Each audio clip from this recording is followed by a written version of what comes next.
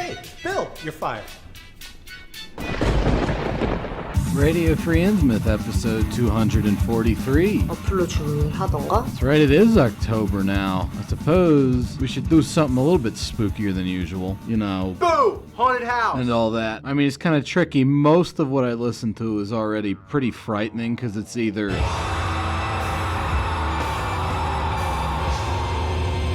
or some variety of. Either way, somebody's going to be scared by it. But this is my favorite month. So yeah, we can get a little bit more spooky than usual. A little bit more eerie. A little bit more creepy. How about a band that has sung about eerie comics and creepy comics? That's right, it's Ripping Corpse. A classic death metal band from New Jersey. Which I know is kind of like a meme state nowadays. Betsy, he's fucked up. Don't they have medicine they're supposed to take, these assholes? I don't know. You say we hit him with a brick. Still go in this asshole. That's my money, Paulie. But while it's not a known center of heavy metal culture in the same way places like Tampa or Stockholm are, there is a whole lot of good metal that comes out of New Jersey. Whether it's the more underground stuff like Revenant and Nocturnal, or the very well-known influential stuff like Discord and Saxus, and of course Overkill. We don't care what you say. We don't care what you say. We don't care what you say. Fuck you! Ripping Corpse came out of all that too. They're from Red Bank, New Jersey. And they're a very scary band. Although honestly, the scariest thing about these guys is that more people don't listen to them. But there's never been a better time than now to start listening to Ripping Corpse. Not only is that because of the season lining up very well with their typical lyrical themes, but also because their original bassist, Dave Bitsagotti, recently came into possession of one of the original digital audio tapes of their sole full-length album Dreaming with the Dead, and saw fit to remix and remaster it, and it sounds amazing. And not only that, but he managed to rescue from the vaults an unreleased song of theirs entitled Exhumation Day that was going to be on the album until their record label decided that the lyrics about screwing corpses were a little bit too gross. Nasty. Just fucking nasty, you two. And it's stellar decision making like that why people still talk about Roadrunner Records and Metal Blade and Nuclear Blast. Nobody talks about Craze anymore because they're not around anymore. It's death metal, dude. Don't be a pussy. But this coming out was a real big deal for me because this is like if there was an unreleased Morbid Angels song recorded for Blessed Are the Sick or something. 하더라고요. Yes, I am serious, and don't call me. 확실히. I'm telling you, man, Ripping Corpse, real good band, one of the all-time death metal classics. But don't take my word for it, or rather, don't take my word for it right now. Let me prove it to you first. So Ripping Corpse started way back in 1987. They're a very early death metal band. In fact, on their first demo, they weren't really that death metal. They were more like a really evil sort of speed metal band in the vein of Exorcist, slowly transitioning to an even more evil sort of proto-death metal band like Rigor Mortis, the one from Texas, not the one from New York. For 1987, this is pretty darn heavy and really out there, which would become a running theme for Ripping Corpse. The lyrics are all based around the somewhat under-recognized H.P. Lovecraft story, The Tomb. And to complement that story's sepulchral ambiance, they have elected to utilize a very spooky-sounding intro track. That's actually a lead guitar. That noise there, it sounds like a synth. Weird lead guitar would prove itself in the future to be a Ripping Corpse staple. Very Slayer style. Hell awaits, join us. And if you're doubting me on the Slayer, check this part out, dude.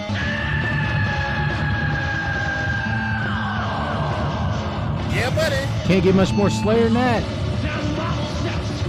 So it's basically really fast, really gory, really violent thrash metal. But they've already got an inkling of the weirder direction that they're going to be going in. Specifically with this riff. As well as that tempo change. Oddly catchy semi-melodic riffs with very abrupt and yet simultaneously very fluid tempo changes. That'll be a running theme with Ripping Corpse's music going into the future. They really only had that specific thrash metal style on their first demo, because after that, Sean Kelly got way more brutal and wackadoo with his guitars. Brandon Thomas got a whole lot more scattershot with the drums, and pretty much all of the thrash metal and the heavy metal was gone. They also got a new lead guitar player to complement Sean's riffs, that being Eric Rutan, a name you might be familiar with from his work with Morbid Angel Angel later on, as well as his own band Hate Eternal, and for recently joining Cannibal Corpse after their longtime guitarist Pat O'Brien went insane and charged the cops with a knife while his own house was burning down. I mean, if you're in need of a wacky news story, just look up the stuff they found inside his house. But yeah, Eric Rutan joins the band. This is probably his first big break. Later on, would get a whole lot of fame as a death metal guitarist and as a producer of many death metal albums. But back in 1989, he was just the final ingredient being added to a band in transition. And honestly, the best way to intro Ripping Corpse's transition into being one of the weirdest death metal bands is to look at the re-recording of the song Dreaming with the Dead that we just listened to. First thing you'll notice, big change of pace with the music and big change of pace with Scott Ruth's weird vocals. There's that catchy little bit from earlier, but they're not going to be singing over that anymore. Instead, they use it as a platform to bounce some weird guitar off of before getting back to some absolutely lightning speed death thrash material. These guys are up there with Morbid Angel for being one of the first death metal bands to go really, really fucking fast. And they're definitely the first band to be that fast and that weird at the same time. Back to that catchy riff from earlier, and here's the birth of the true Ripping Corpse. As you can see how the lead guitar has a very complex sort of interaction with the underlying riffing. That's something that's very unique to Ripping Corpse in the early 90s. Eric Rutan, stellar guitarist. Earlier on I said Scott Ruth had weird vocals. That wasn't an insult. He's actually one of my favorite vocalists. Some people might think it'd be better if he did like more standard death metal growls. I think his odder approach actually fits the music better. It also lets the lyrics really stick out, which are above average for death metal. But more than that, he puts a whole lot of thought into how the lyrics are arranged rhythmically. He's almost got sort of like an evil cheerleader thing going on in songs like Anti-God, which is actually about the classic H.P. Lovecraft character Cthulhu recast in the role of the titular Anti-God from the John Carpenter movie Prince of Darkness. This song also provides a great opportunity for us to hear some of Brandon Thomas's furious drum work. I mean, that's friggin' Pete Sandoval level shit, dude. Very impressive anyways. Here comes what I lovingly call the evil cheerleader vocals.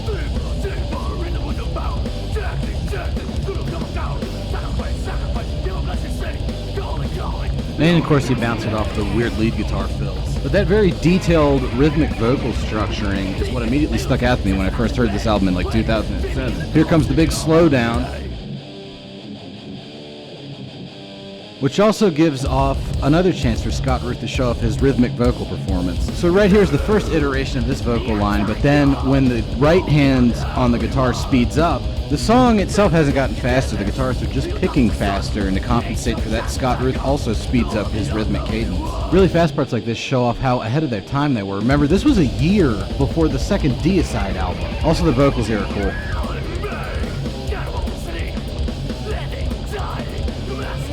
And then here's another section with a really good integration of lead guitar. If you're like me, and you're always on the lookout for an album that kind of captures the feel of Herbie Morbid Angel, like Altars of Madness, Ripping Corpse is just about tied with Nocturnus for nailing that vibe, with the layered atmospheric riffing. Here comes one of my favorite lead guitar spots on the album. Total evil Mozart vibes, I love it. And of course I have to include this part because the vocals here are amazing.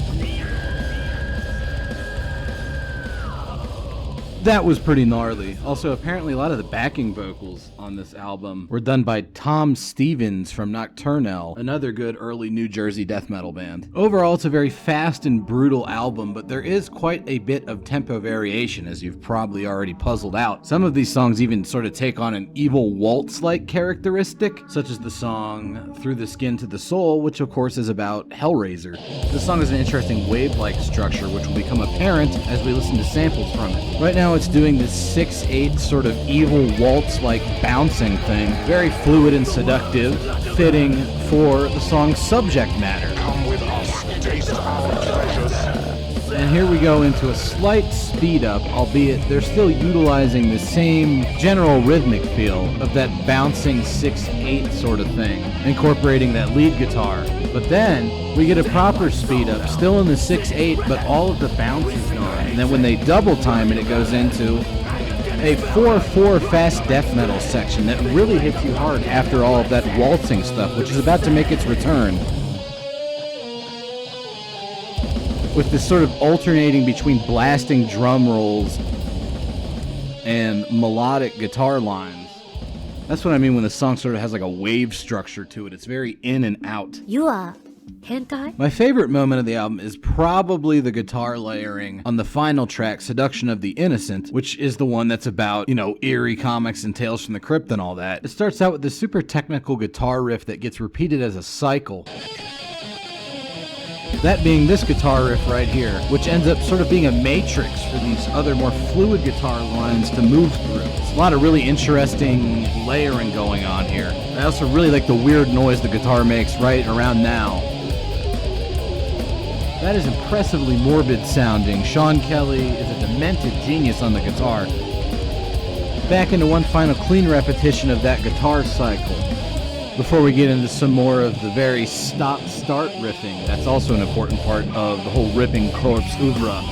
And the reintroduction of Scott Root's always stellar, bizarre take on death metal vocals. And then something even stranger happens. It goes all D-beat. Like, this is almost like a much more evil and more death metal version of a Discharge riff right here. Very punk sounding with those polka drums. And speaking of drums, as always, Brandon Thomas does some cool shit.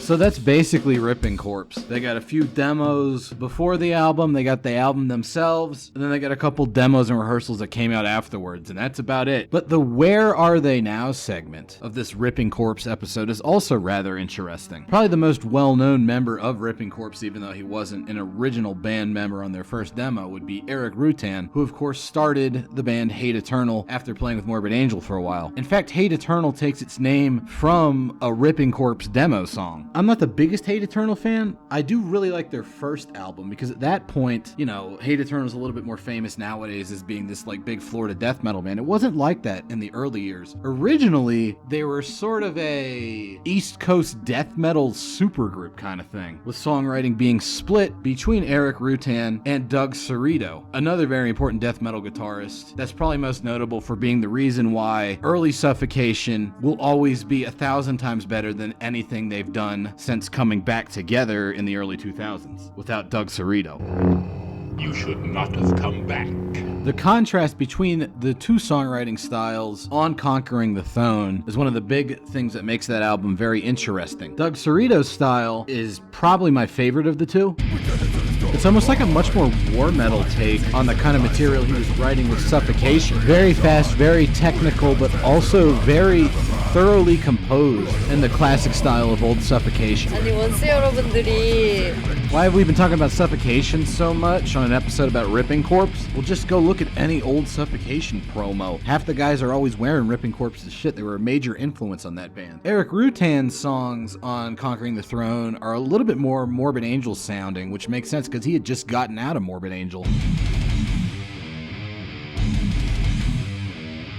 A little bit more rhythmically elastic, less technical, and a lot more straight ahead and aggressive. Both kinds are good, I just tend to prefer the Doug Cerrito a little bit more. But the real interesting Where Are They Now thing with Ripping Corpse is the tale of Dim Mak, which is the band that everybody else from Ripping Corpse, including the main songwriter Sean Kelly, formed after Eric Rutan left. This, in a way, is sort of a direct continuation of Ripping Corpse, as well as sort of being its own beast. Especially in their earlier albums, they have a decent amount of like that really spazzy sort of New Jersey hardcore, like you might hear from Human Remains or Dead Guy. And honestly, I'm willing to bet that both of those bands were probably influenced by Ripping Corpse back in the day, although I can't prove it.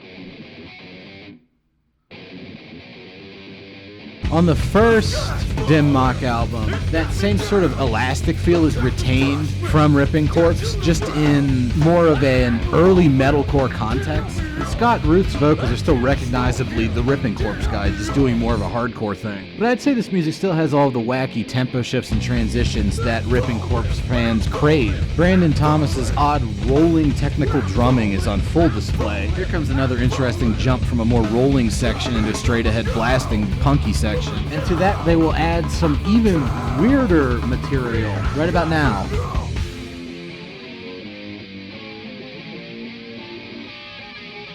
Okay, that's pretty strange. That almost sounds like something you'd hear on a Discordance Axis album, or maybe even Dillinger Escape Plan. This weird integration of spazzy hardcore into death metal. Very ahead of its time, and also something that was predicted way back on the Ripping Corpse album with the song Riffs of Hate, which was basically about how they wish the hardcore people and the metal people could get along better. In my experience, it hasn't really been the metal people that were the problem causers in that. Speaking of lyrics, Dim Mak is kind of famous for being known as the death metal band that sings about martial arts stuff, but it's not quite that simple. The martial arts stuff they do sing about is usually like weird mystical wuxia stuff, and it actually plays well with their other lyrical themes. There's a lot of like hardcore styled personal lyrics, but also quite a bit of like weird spooky Lovecraft stuff. And in fact, they do a whole lot of songs about a weird confluence of weird spooky Asian stuff and weird spooky Lovecraft stuff, specifically about the Plateau of Leng, which was a location mentioned in one of the more underrated H.P. Lovecraft stories, Dream Quest of Unknown Kadath. So the lyrics are still very good. Later on, they kind of moved away from a lot of the hardcore stuff to more of a death thrash sound. Part of this was due to Brandon Thomas, the original drummer, leaving and being replaced with a more standard death metal drummer in John Longstreth, albeit that guy's still a really good drummer. I mean, he was in friggin' Angel Corpse. And even as they got farther away from the year that the Ripping Corpse album came out, well into the 2000s, they've always maintained a bit of a Ripping Corpse sound to them, which I find interesting. I mean, it's the same dude writing most of the music.